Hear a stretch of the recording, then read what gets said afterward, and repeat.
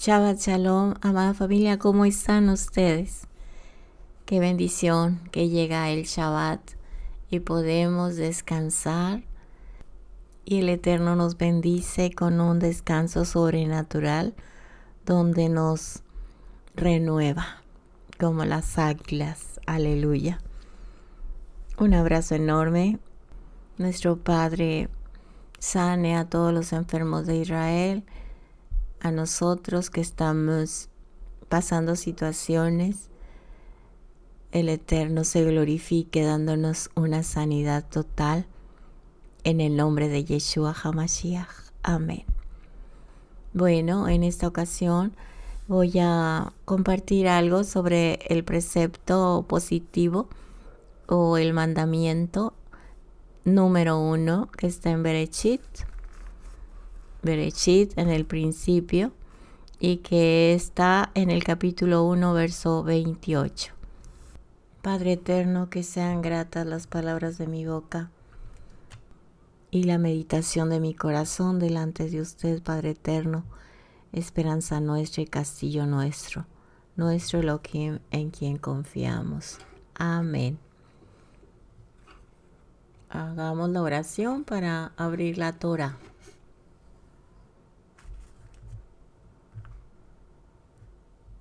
Baruch Adonai Hameborach Leolam Vaed. Baruch Atah Adonai Eloheinu Melech Haolam. Asher Bahar Banu Mikol Haamin Benatan Lanu Et Torato. Baruch Atah Adonai Noten HaTorah. Bendito es usted, Adonai, soberano Rey del universo, que nos ha dado su Torah.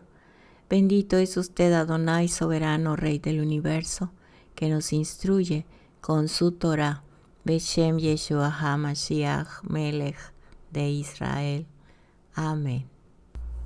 Muy bien, entonces estamos en Bereshit, que significa en el principio, capítulo 1, verso 28, en el sexto día. Estamos en el sexto día de la creación.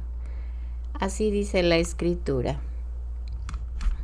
Los bendijo Elohim y les dijo: sean fecundos y multiplíquense, colmen la tierra, sométanla y tengan dominio sobre los seres acuáticos, sobre los seres voladores del cielo y sobre todo animal que se mueve en la tierra. Bueno, sabemos que hay 613 preceptos y este es el primero, o mandamiento. Bueno, es un mandamiento positivo porque nos bendice a través de él. El mandamiento es procrearse. Un comentario de la Torá dice: el hecho de haber sido creado en último lugar tiene para el hombre una doble lectura.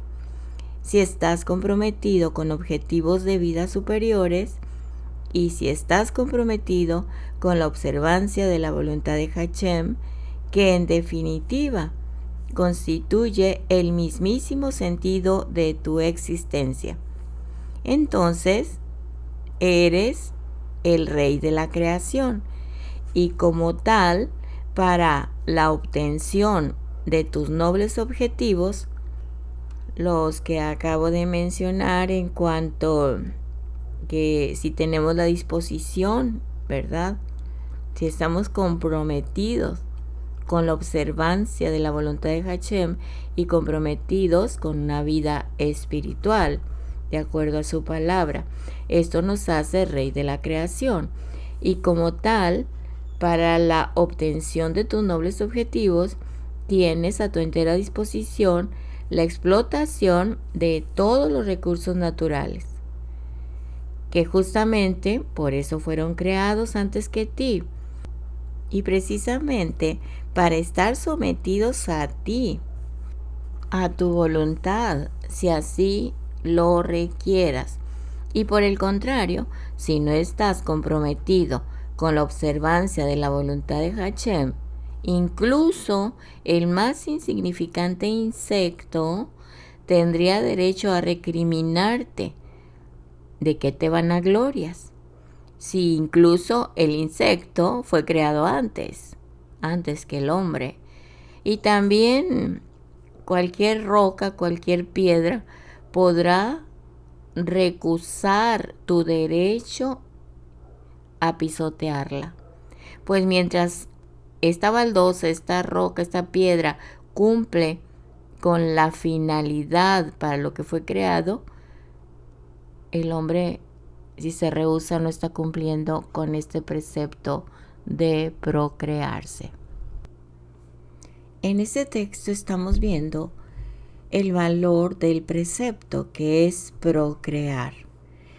Este precepto de la Torá es uno de los grandes preceptos, ya que se trata de un fundamento de la creación y es el primero de los mandamientos, el primero en la Torá mencionado aquí.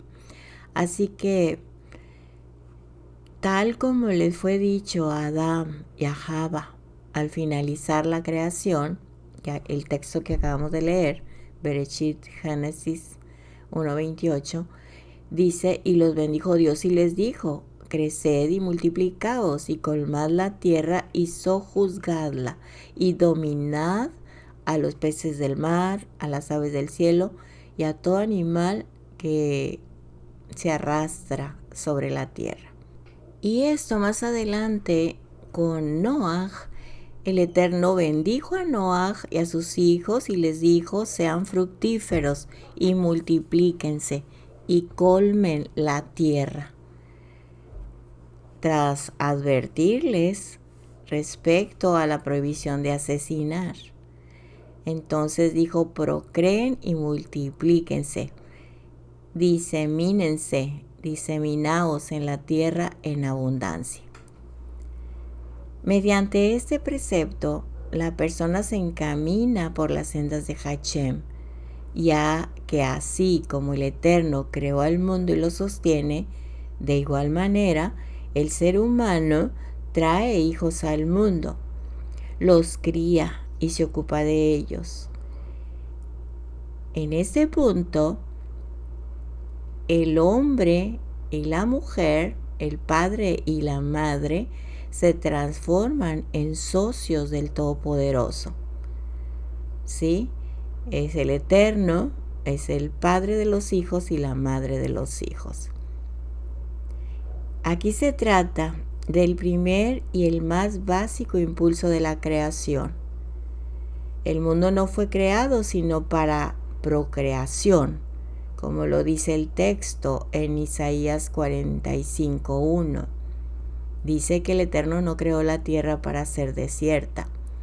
Y también dice en Isaías que Él ha creado un pueblo para Él, para que publique sus alabanzas. ¿Sí? Entonces Él creó la tierra, la formó de acuerdo a Isaías y a Bereshit para ser habitada. Entonces es la responsabilidad del padre y la madre, no solamente de la madre tener hijos, como dice un texto que está mal interpretado, que la madre se salvará teniendo hijos. No se refiere nada más a procrear hijos sin una dirección, sin una responsabilidad, mostrándoles la Torá, la Escritura, para que sepan cómo deben caminar y a quién deben amar por sobre todas las cosas y andar bajo su cobertura. Mucha gente tiene muchos hijos y no les habla nunca de la palabra del Eterno. Entonces no podemos estar procreando hijos sin sentido, sin destino, que solamente están sufriendo de una manera extrema. Así que a eso se refiere, instruirlos, la madre que está en casa, en la palabra del Eterno, aun cuando ella trabaja en estos tiempos. Sí, y el papá también, cuando él esté en casa, también debe instruir al hijo en el camino del Eterno, porque el Eterno nos va a pedir cuentas, porque dice: yo he creado un pueblo para mí. Así que cada bebé, cada momento de la concepción es una responsabilidad, porque son hijos del Eterno. A nosotros nos lo da para que su reino se ha extendido en la tierra para que seamos luz en medio de las tinieblas y para que la gente vea y salga de esa oscuridad. Ya no sean hijos de la oscuridad, que la luz del Eterno resplandezca a través de su pueblo que es bendito. Amén. Así que es un privilegio también ser hijos de luz, hijos del Todopoderoso. Él es la luz del mundo y vimos su gloria como la gloria del unigénito del Padre, hablando de Yeshua, el mensajero del Eterno. Emmanuel o Immanuel, Dios con nosotros. Como dice el Shema Israel, y hablarás a tus hijos estando en casa, en el camino, a levantarte y al acostarte. ¿Sí? Y lo vuelve a decir en la bendición aarónica. Así que el Eterno formó la tierra para ser habitada, como dijo Isaías, no para estar desierta. Y este texto nos enseña que la premisa divina más básica es la de habitar el mundo. La Escritura dice, porque así dice el Eterno que creó los cielos. Él es Dios que formó la tierra y la hizo, la estableció y no la creó para ser desierta, la formó para ser habitada. Yo soy el Eterno y no hay ningún otro. Así que todo aquel que preserva una vida en el seno del pueblo de Israel se le considera como si hubiera dado existencia al mundo entero. También la Escritura nos dice que nosotros debemos salvar a una persona que no tiene que comer, que está a punto de morir de hambre. Es un precepto. Cuanto más excelso es el mérito de los padres que traen un hijo al mundo, que lo crían y lo educan de modo tal que preservan un mundo entero. Un pueblo, este pueblo he creado para mí, para que publiquen, hablo en plural, mis alabanzas. Está escrito en Isaías 43, 21. Así que cuando el Eterno nos llame a cuentas, que se nos haya terminado el tiempo en esta tierra pasajera, nada más pensemos esto, nos va a preguntar, ¿te has dedicado a la procreación? Y también sin descuidar el desempeño honesto en su actividad laboral y también si estableció tiempos fijos para el estudio de la Torah. Todo aquel que no se dedica a la procreación disminuye la imagen divina en el mundo, como lo dice Bereshit 9, versos 6 y 7. Porque el Eterno hizo al hombre a su imagen. En el siguiente texto leemos, procread y multiplicaos, diseminaos en la tierra en abundancia. Así que cada ser humano que se abstiene a la procreación reduce la manifestación de la divinidad de nuestro Padre Eterno en el mundo. Sin embargo, de no mediar una definición que establezca un compromiso concreto, este gran precepto puede llegar a ser excesivamente general al punto de que en muchos casos no se lleve a efecto. Esto se debe a que en el matrimonio, en una institución sensible y compleja que depende de los sentimientos, las opiniones, las esperanzas y el consentimiento tanto del hombre como de la mujer. Y a veces también influye la situación económica de la pareja y el apoyo que puedan o no puedan dar sus respectivos padres. Por lo que la decisión final de formar un matrimonio y una familia requiere de responsabilidad y valor.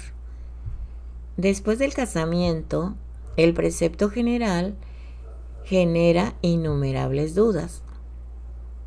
Por una parte, dado que con cada niño que se trae al mundo se cumple con un gran mandamiento, quizás sea suficiente contentarse con un solo hijo, que es por sí mismo un mundo completo, y posponer su nacimiento hasta que sus padres alcancen la edad de 40 años, ya que entonces habrán de estar en una situación económica más confortable. Es el pensamiento de muchos.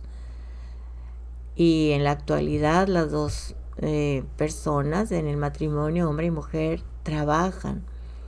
Entonces posponen un embarazo.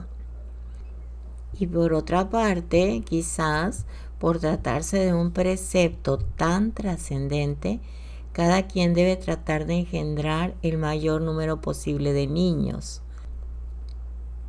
a efectos de lo cual deberá casarse lo más joven posible y abreviar el periodo de amamantamiento para acelerar un posible nuevo embarazo.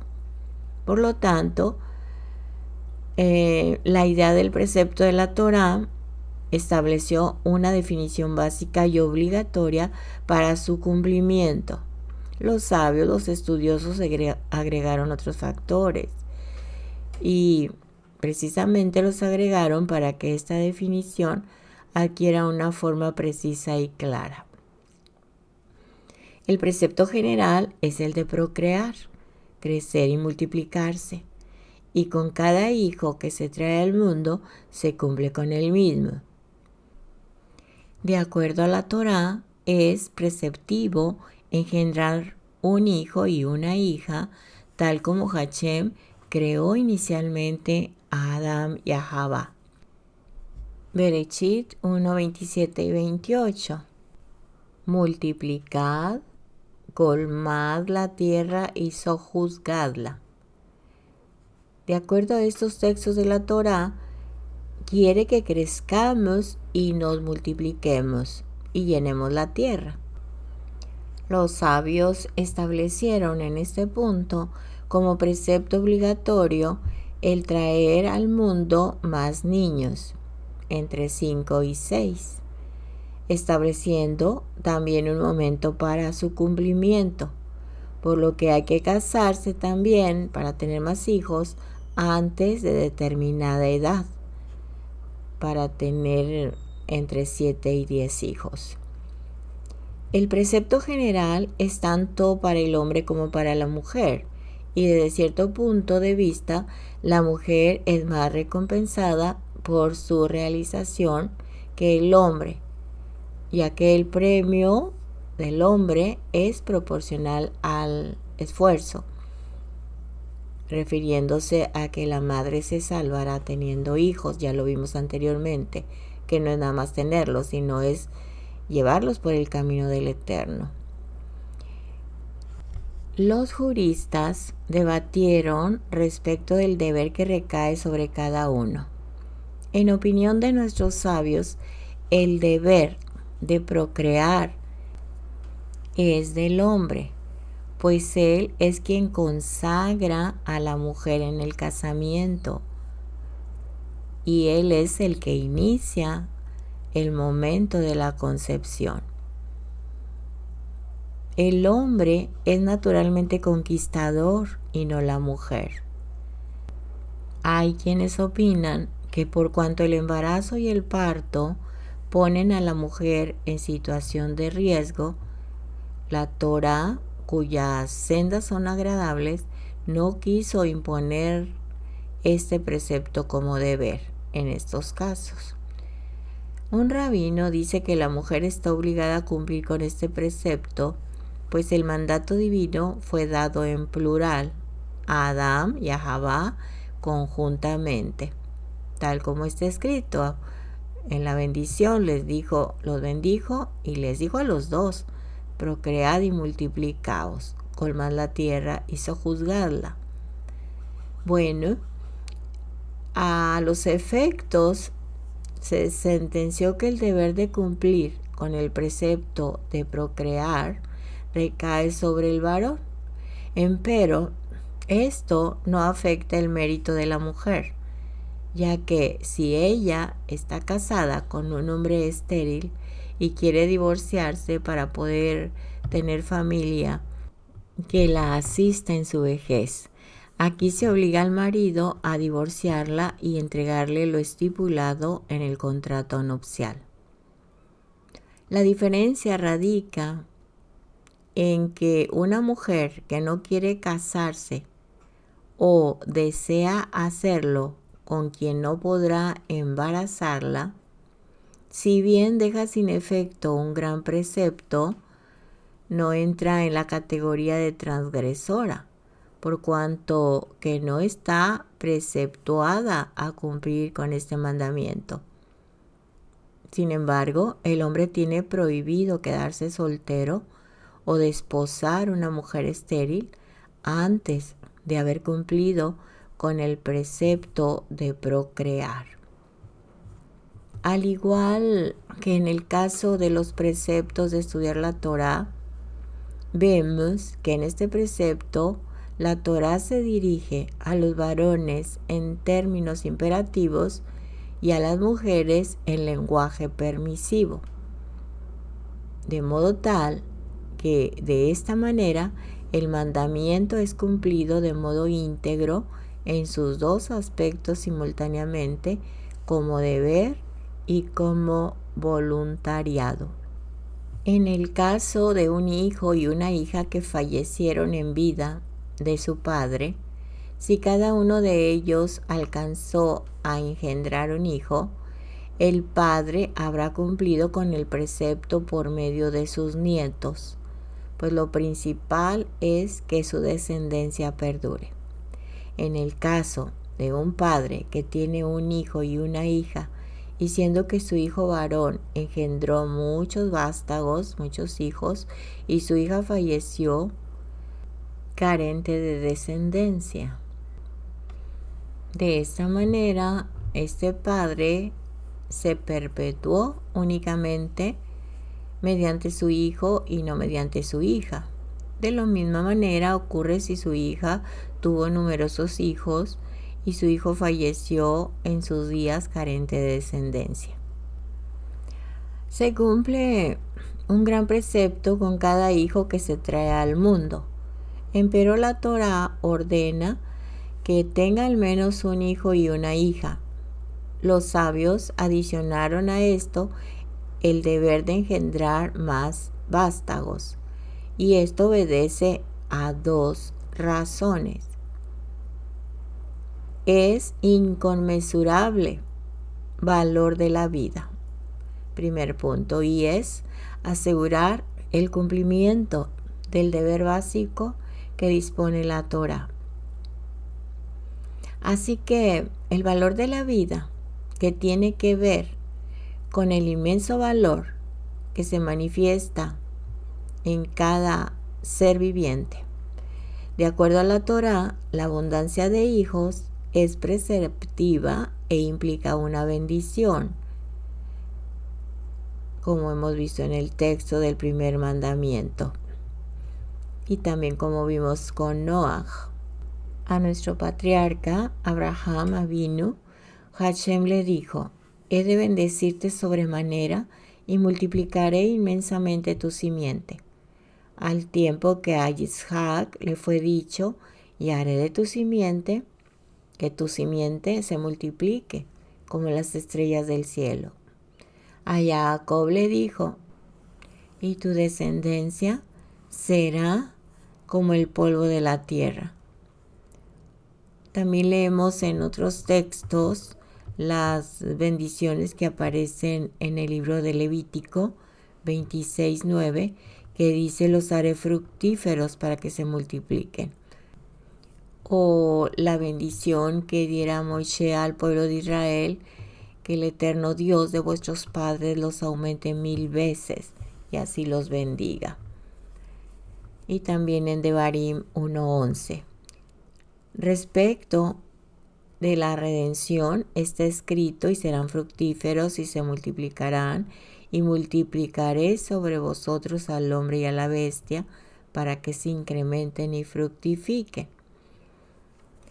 También lo vimos en Ezequiel 36:11, y los incrementaré con hombres como un rebaño. Así que, aunque una persona haya cumplido ya con el deber de procrear, habiendo engendrado un hijo y una hija, está preceptuado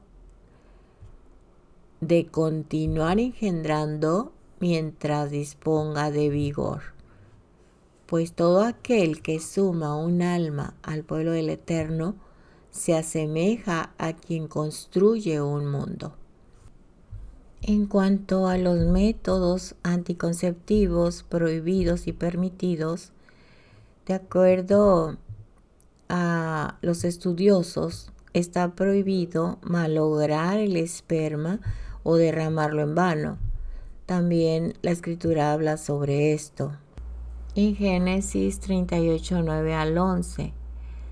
Y Onán sabía que la descendencia no sería suya, y acontecía que cuando se llegaba a la mujer de su hermano, derramaba su semen en tierra para no dar descendencia a su hermano. Pero lo que hacía era malo ante los ojos del Eterno, y también a él le quitó la vida. Y es lo mismo lo que sucede con la masturbación. Están derramando en vano el esperma. Aunque esté permitido evitar el embarazo, está prohibido hacerlo de modo tal que el hombre, previo a eyacular, se retire y vierta afuera. Asimismo, está prohibido emplear preservativos, pues de esta manera el hombre vierte el esperma en vano en su interior del preservativo. Empero, se permite evitar el embarazo mediante una acción indirecta, y para ello hay dos opciones, dicen los estudiosos: las píldoras anticonceptivas y el dispositivo intrauterino. Entonces ellos lo aprueban.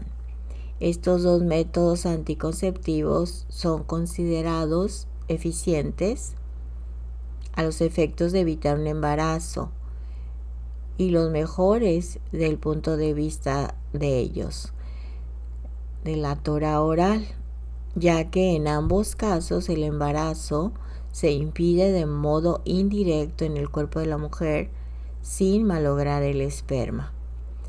Por lo tanto, cuando es permitido abstenerse de engendrar, todos los juristas coinciden en autorizar el uso de estos métodos. Existen otros dos métodos que son menos eficientes a los efectos de evitar el embarazo y menos apropiados, que es la espuma o supositorios que neutralizan el esperma, y el diafragma. Todo lo que se explicó anteriormente en cuanto a que se permite evitar embarazos se refiere a los casos en que se hace uso de píldoras anticonceptivas o dispositivos intrauterinos. Empero, en el caso del uso del diafragma o neutralizador de esperma, la autorización para su uso es a partir de lo que viene después, y a los efectos de emplearlos se necesita que el justificativo de la abstención de engendrar sea sumamente significativo. En el caso de una mujer que logra evitar el embarazo mediante la persistencia en el amamantamiento, queda liberada de todos los efectos secundarios posibles del uso de anticonceptivos. Y por ello cabe recomendar a una mujer que no teme quedar embarazada poco después de un parto, que durante el periodo de la lactancia no use métodos anticonceptivos. Y si en ese tiempo no recibe el periodo y no se embaraza, habrá de saber que en su caso se debe a que está amamantando. Otro tanto habrá de hacer en los partos subsiguientes y podrá evitar el embarazo mediante el amamantamiento sin necesidad de recurrir a las píldoras o el dispositivo. De todas maneras, en el caso de una mujer que tema quedar embarazada durante el periodo de amamantamiento, podrá emplear métodos anticonceptivos previamente a los efectos de evitar el embarazo durante 9 meses y hasta 1 año.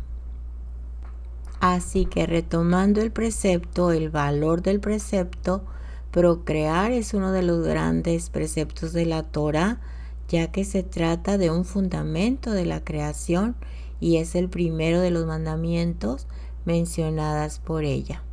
Bereshit, Génesis 1:28.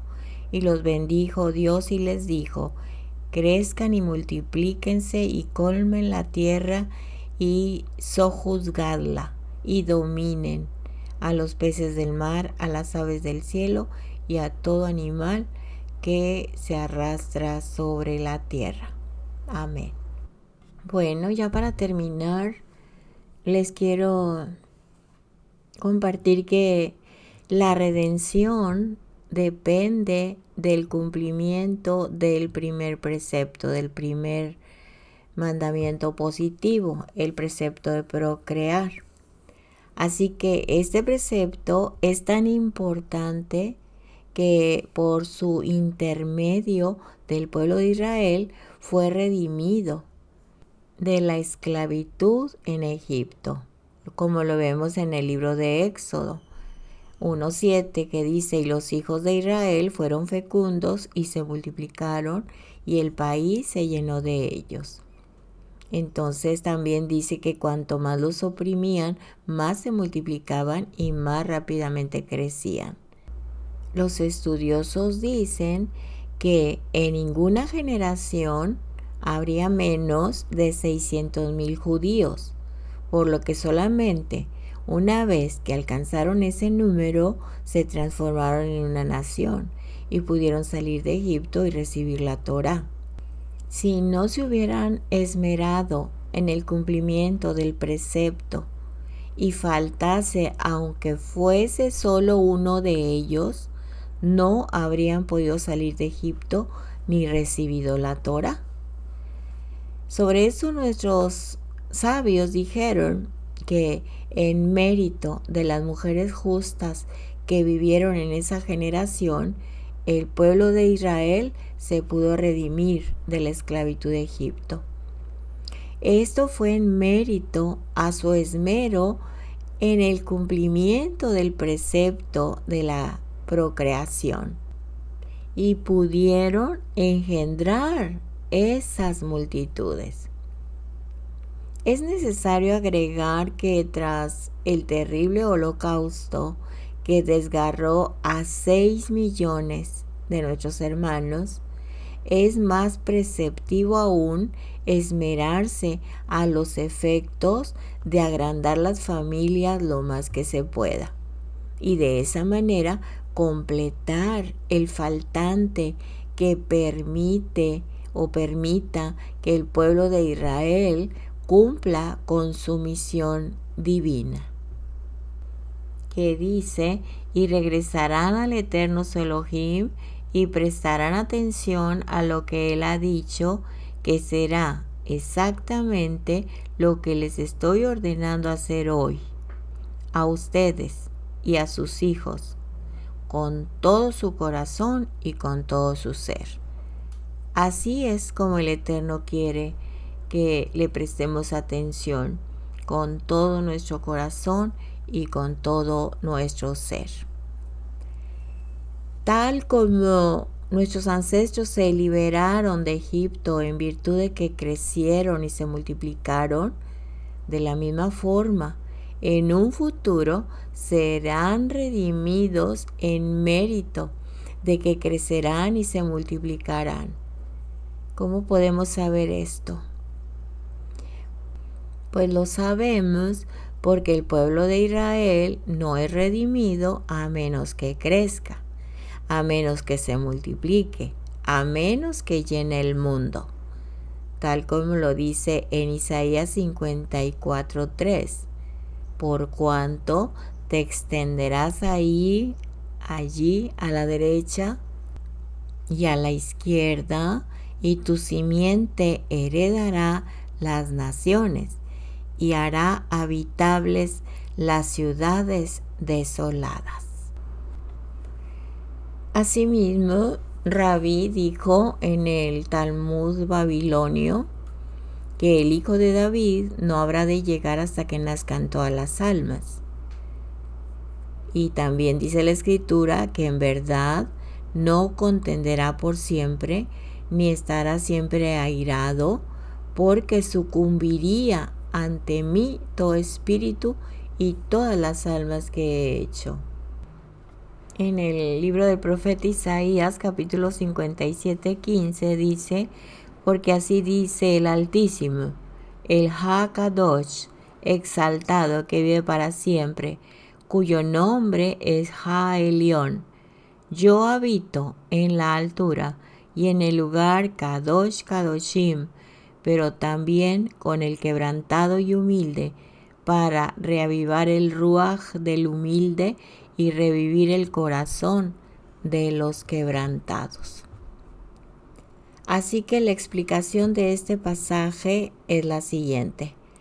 Existe un cúmulo de almas del pueblo de Israel y cada judío que nace manifiesta una chispa del mismo. Incluso quien fallece poco después de haber nacido, igualmente manifiesta alguna virtud que acerca el arribo de la redención.